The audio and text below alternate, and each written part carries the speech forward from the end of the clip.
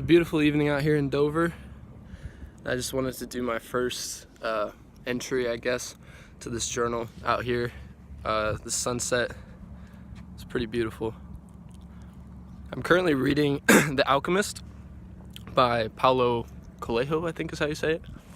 And this book was recommended to me by a number of my friends who had already read the book. And you know, the first 50 pages, there's only 150 pages in this book, and so I'm going to split it into thirds in terms of the entries that I'm going to do.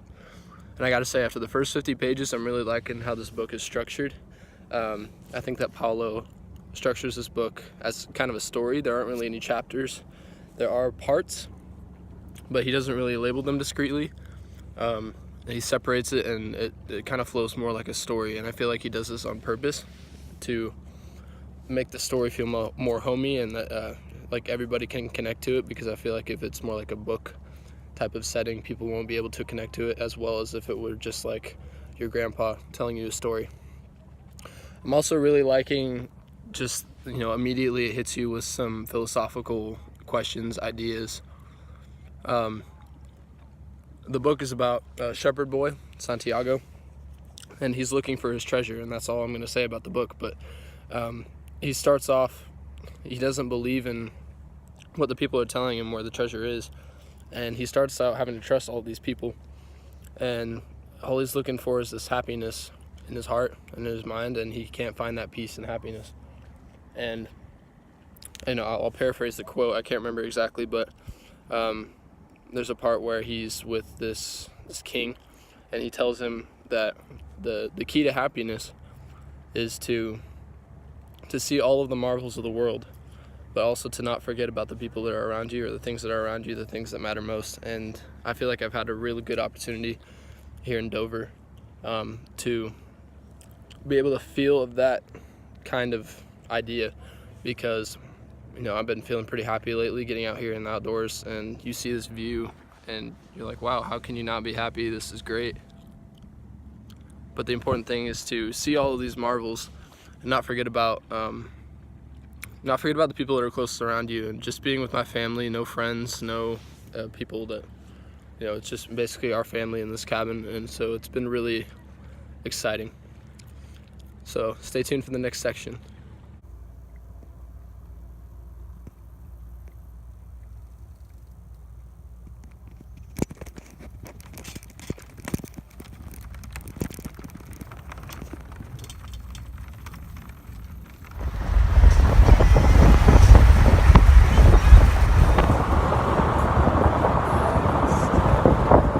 It's now Friday. I have read through 66% of The Alchemist, approximately. And the book is taking some interesting turns. I'm really liking where it's going. And although it's such a short book, I feel like I've already made such a connection with it.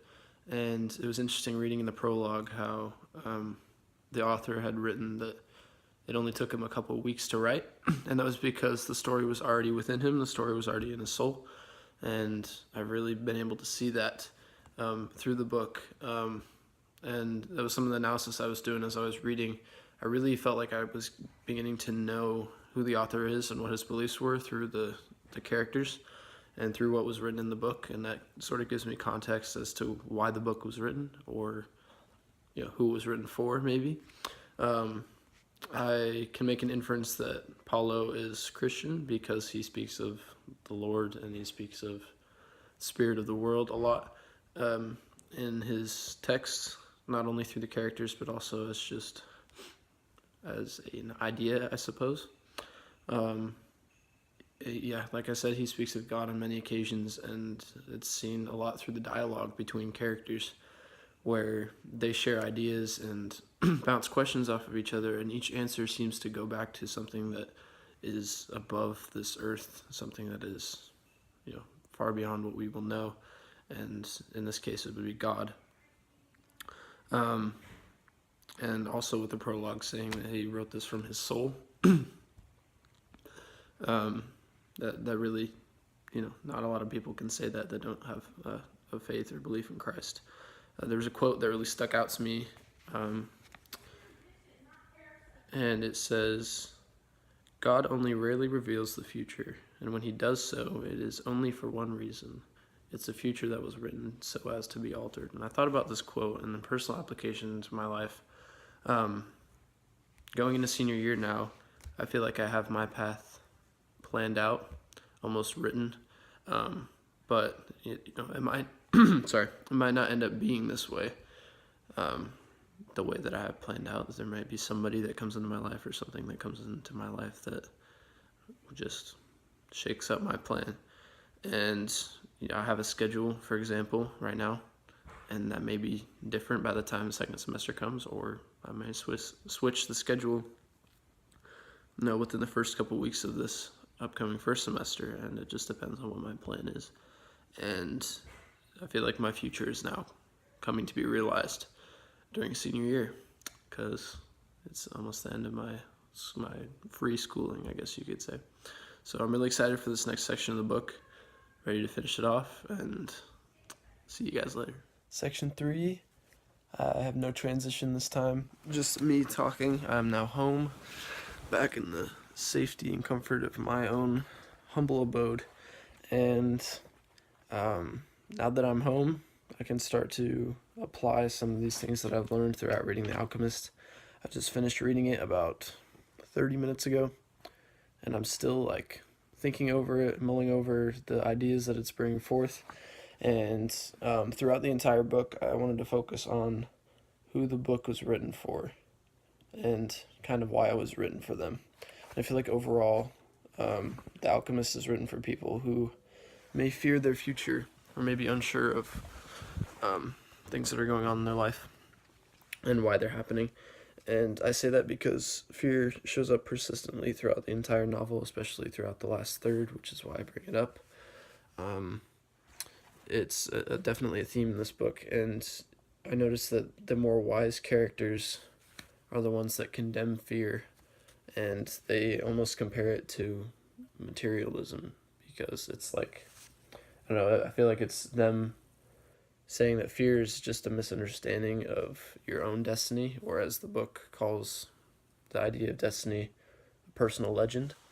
For example, Santiago's personal legend was to find the treasure, and he eventually ended up finding the treasure. Everybody has their own. And so, and the opposite of that, fear was shown through the weaker characters.